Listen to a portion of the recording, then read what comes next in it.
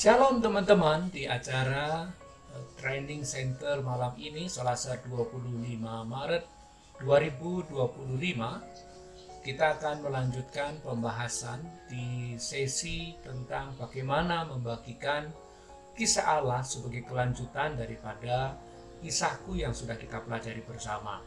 Jika minggu yang lalu kita sudah belajar tentang kisah dua dunia atau tiga lingkaran, hari ini kita akan belajar tentang jembatan keselamatan sebagai salah satu sarana untuk mempresentasikan kisah Allah kepada orang-orang berdosa. Oleh karena itu kita perlu menghafal 5 ayat kunci yang sangat penting di dalam mempresentasikan tentang kisah Allah bagi orang yang berdosa. 5 ayat kunci tersebut adalah Roma 3 ayat 23, karena semua orang telah berbuat dosa dan telah kehilangan kemuliaan Allah. Jadi di sini ada 3 kata kunci yang perlu kita ingat. Semua orang, dosa, kehilangan kemuliaan Allah. Kemudian ayat yang kedua adalah Roma 6 ayat 23. Sebab upah dosa ialah maut. Jadi kata kuncinya upah dosa ialah maut. Kemudian di Roma 5 ayat yang ke-8. Akan tetapi Allah menunjukkan kasih-Nya kepada kita oleh karena Kristus telah mati untuk kita ketika kita masih berdosa. Kata kuncinya ada 2. Allah menunjukkan kasih-Nya, kemudian ketika kita masih berdosa. Kemudian kata selanjutnya adalah di dalam Roma 10 ayat yang ke-9. Roma 10 ayat 9 berkata, sebab jika kamu mengaku dengan mulutmu bahwa Yesus adalah Tuhan dan percaya dalam hatimu bahwa Allah telah membangkitkan Dia dari antara orang mati, maka kamu akan diselamatkan. Kata kuncinya mengaku dengan mulut dan percaya dalam hati. Ayat terakhir adalah Roma 10 ayat 13. Ini nanti akan sebagai closingnya, yaitu firman Tuhan berkata, sebab barang siapa yang berseru kepada nama Tuhan akan diselamatkan. Jadi kata kunci di sini adalah berseru dan diselamatkan. Jadi mari kita hafal bersama-sama 5 ayat kunci, yaitu Roma 3 ayat 23, Roma 6 ayat 23, Roma pasal yang ke-5 ayat 8, Roma 10 ayat 9, dan Roma 10 ayat 13. Setelah kita menghafal 5 ayat kunci, maka kita perlu mengingat 4 langkah penyajian Injil menurut pendekatan jembatan keselamatan. Yang pertama tentang kasih Allah, yaitu di dalamnya nanti kita akan berbicara tentang Tuhan itu mau agar kita memiliki hidup yang berkelimpahan, menjadi sahabatnya dan menikmati kasih-Nya. Lalu yang kedua itu ada masalah manusia, di mana manusia tidak bisa menikmati hidup yang berkelimpahan, manusia tidak bisa menjadi sahabat Allah, dan manusia tidak bisa menikmati kasih Allah oleh karena manusia hidup dengan jalannya sendiri. Akibatnya, karena manusia hidup dengan jalannya sendiri, manusia menjadi berdosa dan telah kehilangan kemuliaan Allah. Kemudian dampak daripada dosa itu, manusia harus dihakimi dan berhadapan dengan maut.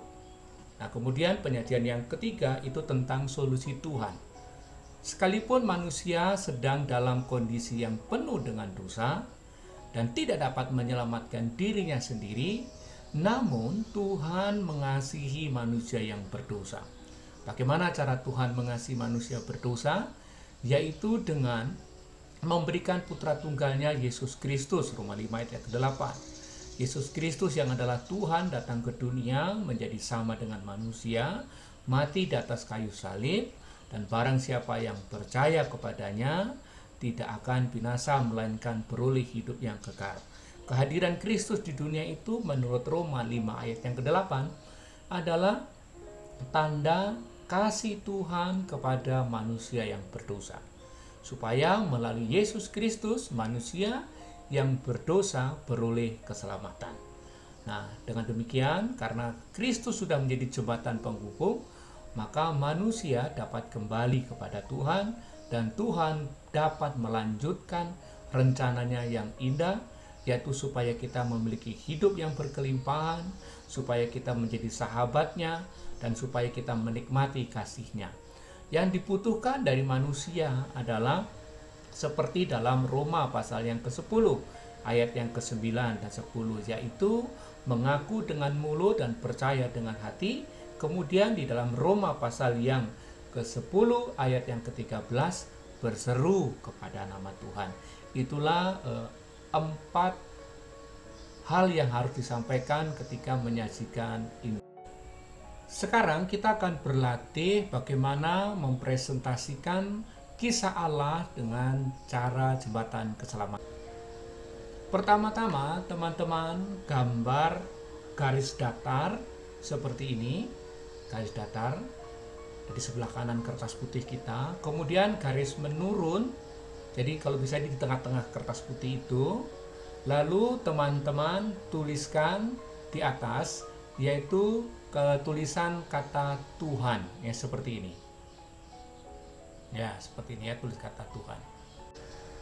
Setelah menuliskan kata Tuhan, teman-teman boleh langsung bercerita bahwa sesungguhnya Tuhan tidak pernah menciptakan dan merencanakan kecelakaan, sakit, penyakit, kesusahan, ataupun yang lainnya. Justru Tuhan itu memiliki rencana yang indah agar kita memiliki hidup yang berkelimpahan. Tuhan merencanakan agar kita menjadi sahabatnya dan menikmati kasihnya untuk selama-lamanya. Selanjutnya, teman-teman gambar garis datar dan tegak lurus seperti yang gambar pertama, kemudian tulis kata manusia. Setelah menulis kata manusia, teman-teman mulai menjelaskan tentang fakta bahwa manusia hidup dengan jalannya sendiri. Manusia lebih memilih keinginannya untuk melawan Tuhan dengan memakan buah pengetahuan yang baik dan yang jahat yang dilarang oleh Tuhan. Dan akibat dari pilihan tersebut, manusia menjadi berdosa dan terpisah dari Tuhan. Sejak hari itu, manusia tidak bisa lagi menikmati rencana Tuhan, bersekutu dengan Tuhan, dan menikmati kasih Tuhan. Dan justru sebaliknya, manusia harus jatuh dalam dosa, hidup terpisah dengan Tuhan, dan sebagai akibatnya, manusia harus dihakimi dan berhadapan dengan maut. Setelah kita mengatakan bahwa manusia harus dihakimi dan berhadapan dengan maut, seperti dalam Roma 6 ayat 23, maka kita tuliskan kata neraka di antara Tuhan dan manusia. Di sini kita bisa menambahkan penjelasan bahwa semua usaha manusia sia-sia, karena manusia yang berdosa ini tidak bisa melewati neraka untuk sampai kepada Tuhan. Lalu kita menjelaskan bahwa di tengah-tengah situasi manusia tidak lagi berdaya dan tidak dapat menyelamatkan dirinya sendiri, maka Tuhan menunjukkan kasih-Nya kepada kita ketika kita sedang dan masih dalam dosa dengan mengutus putra tunggalnya Yesus Kristus untuk datang ke dunia. Teman-teman menggambar garis vertikal dan horizontal yang membentuk gambar salib yang seperti ini, kemudian menjelaskan dengan penjelasan berikut. Yesus datang ke dunia menjadi sama dengan manusia, mati di atas kayu salib untuk mengganti dan menanggung hukuman dosa-dosa kita, sehingga barang siapa yang percaya kepadanya tidak binasa, melainkan beroleh hidup yang kekal. Selanjutnya teman-teman membuat gambar garis melengkung yang warna kuning dengan menambahkan ujung panah di kiri dan kanannya seperti berikut ini. lalu memberi penjelasan demikian. Kematian Kristus di atas kayu salib membuat Tuhan dapat kembali melanjutkan rencananya yang indah dalam hidup kita, memberi hidup yang berkelimpahan, menjadikan kita sahabatnya, dan kita menikmati kasihnya yang sempurna. Kematian Kristus menjadi jalan pembuka antara Tuhan dengan manusia, manusia dengan Tuhan. Apakah yang Tuhan inginkan dari manusia agar manusia dapat kembali menikmati rencana indah Tuhan, menikmati hidup yang berkelimpahan, menjadi sahabat Allah dan menikmati kasih-Nya? Tuhan hanya menginginkan kita untuk percaya dan bertobat. Percaya kalau Kristus sudah mengampuni dosa-dosa kita di atas kayu salib. Percaya bahwa Kristus di atas kayu salib telah menggantikan hukuman dosa kita dan mati dikuburkan pada hari yang ketiga bangkit dari antara orang mati, dan yang kedua bertobat dari segala dosa dan pelanggaran kita, pengandalan diri kita, keyakinan pada diri kita, dan berseru kepada Tuhan, mengundang Yesus untuk masuk dalam kehidupan kita sebagai Tuhan dan Raja untuk selama-lamanya. Pada waktu kita berseru dan percaya serta mengundang Yesus Kristus untuk masuk dalam hidup kita sebagai Tuhan dan Raja untuk selama-lamanya, maka di saat itulah hidup kita diselamatkan dan kembali dapat menikmati rencana Tuhan yang indah, menikmati kasih-Nya dan hidup dalam persekutuan dengan Dia untuk selama-lamanya. Penyajian Injil kita akhiri dengan undangan Injil, yaitu kita bertanya kepada orang yang mendengarkan kisah Allah dengan mengajukan pertanyaan, maukah hidupmu kembali menikmati rencana indah yang telah Tuhan siapkan, memiliki hidup yang berkelimpahan, menjadi sahabat Allah dan menikmati kasih-Nya? Maukah dosamu diampuni oleh Tuhan dan engkau terbebas dari hukuman maut? Jika mau, maka ajaklah orang tersebut untuk berdoa menerima Tuhan Yesus Kristus sebagai Tuhan dan Juru Selamat pribadinya. Contoh doa menerima Tuhan Yesus sebagai Tuhan dan Juru Selamat itu bisa kita lihat di buku MYM 1 halaman 36. Kita bisa membimbing orang tersebut untuk berdoa menirukan doa kita seperti ini. Tuhan Yesus, saya akui bahwa saya orang berdosa. Saya meminta ampun atas semua dosa yang telah saya lakukan dalam hidup saya.